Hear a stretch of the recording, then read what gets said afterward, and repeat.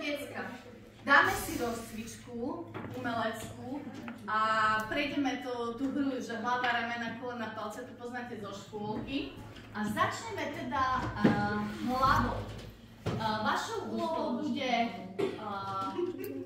určiť autora a názov diela a pritom si trošku zacvičíme. Čiže môžeme sa, jak sme to robili? Postavíme, presne, postavíme sa. A trošku sa presvičíme do jednej strany, krútime hlavou a sem klikneme na ten obraz, čo by to mohlo byť a od koho. A teraz kto vie, ako sa volá autor tohto obrazu, ktorý tu narieši tú hlavu niekoho, vy by ste mali vedieť koho, a ako sa volá autor a názov diela, ostane stáť, ostatní si sadnú.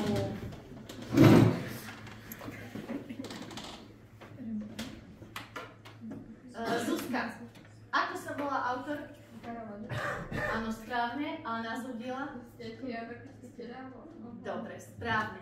Ideme na druhý obraz.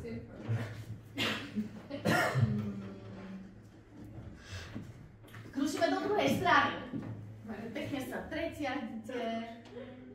Tie krčné, hej, tie všetky svalíky.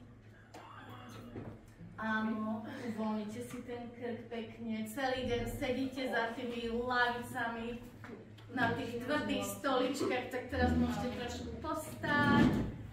Kto vie, ako sa volá autor tohto obrazu a zároveň ako sa volá dielo, na ktoré sa pozeráte, ostane stáť, ostatní si sadnú. Tak to je lepšie ako posledne. Dobre. MK? Caravaggio je autor a názov je... To je ten jeho autoport... Ne? David... David. Goliáša, áno. David Goliáša, Slav Goliáša, dobre. Dobre, uznávame. Dobre. Hlava. Dobre.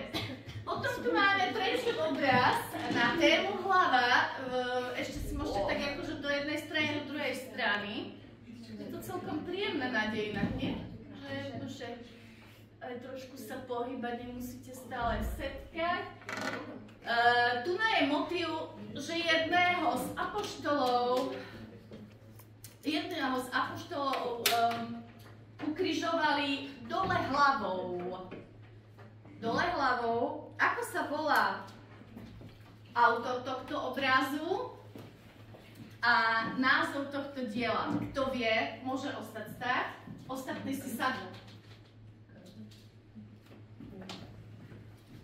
Maťa?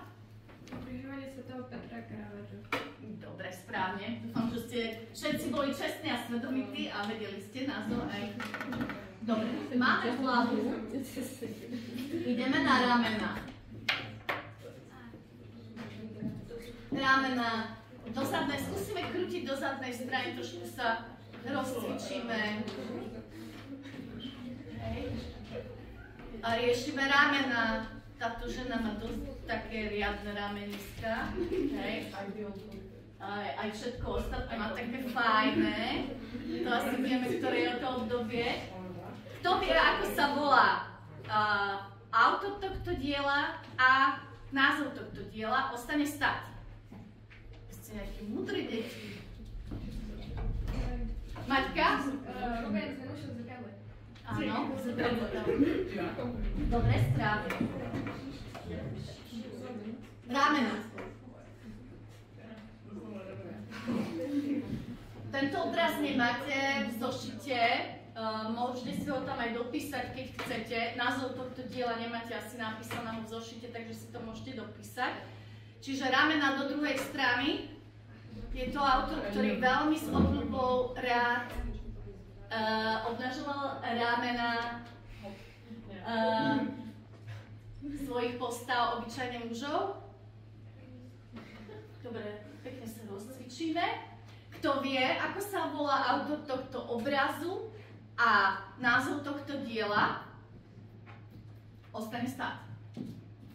Si detičky, ste múdre. Natália? Pardon, Cory Bacchus od Caravaggio. Dobre, správne. A znovu sme tu pri ramenách.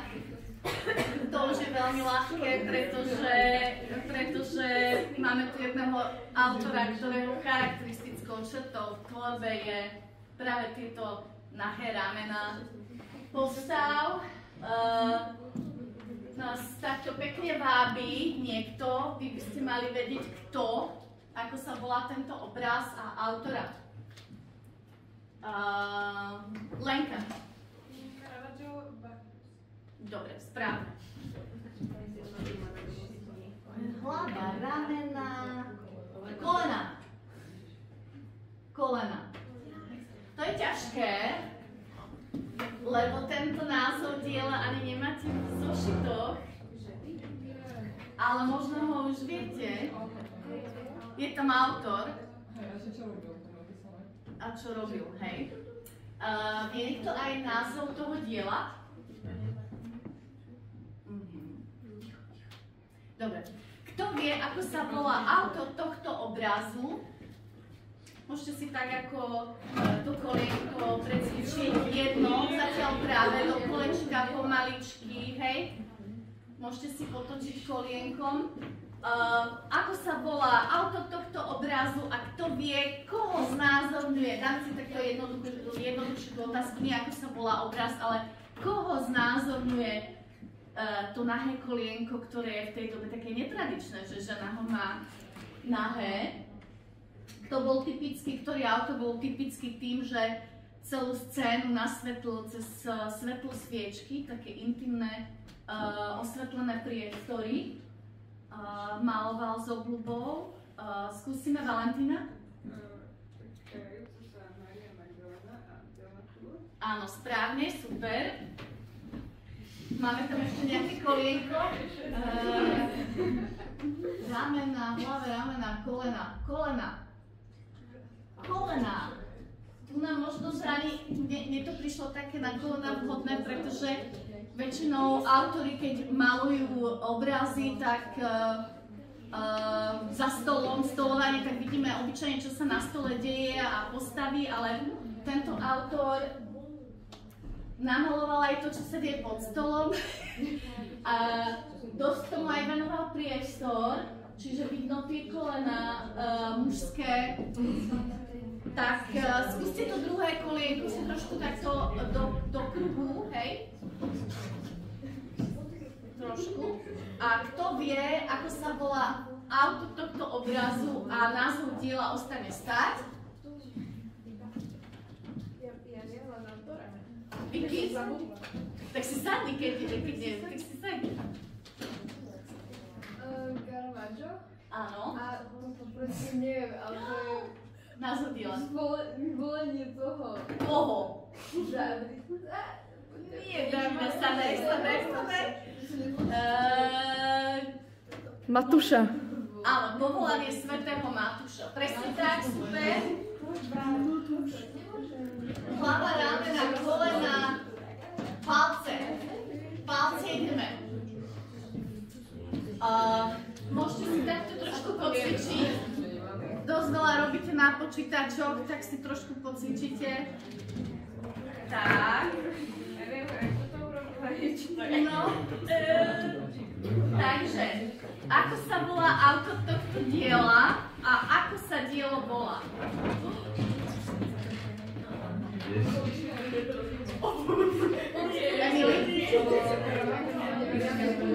Neveriaci Tomáš, ty čo ste si sadli, neveriaci Tomáš Caravaggio, áno?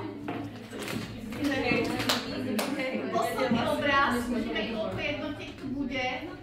Toto dielo, neviem, či máte v zošitoch. Máte? Posledné dielo, vidíme teda, koľko jednotiek tu bude.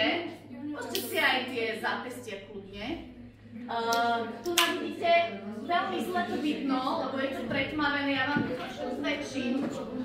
Tu je taký detail, niečo sa tam deje s tým palcom alebo prstom, hej. Ako sa volá autor tohto diela. Ináč, možno, že vám to môže aj napovedať, lebo má holé ramienko, ako je to zvyklo. Takže asi viete si typnúť, kto by to mohol byť a ako sa volá teda to dielo. Koho dáme? Ty si bola? Ja som bola. Všetci boli. Tak skúsime ešte raz, Maťa. Chlapec ošipnutý a štylicou Caravaggio. Áno, správne. Čiže teraz všetkým tým, čo vyhrali jednotku na rozcvičku, môžete dať jednotke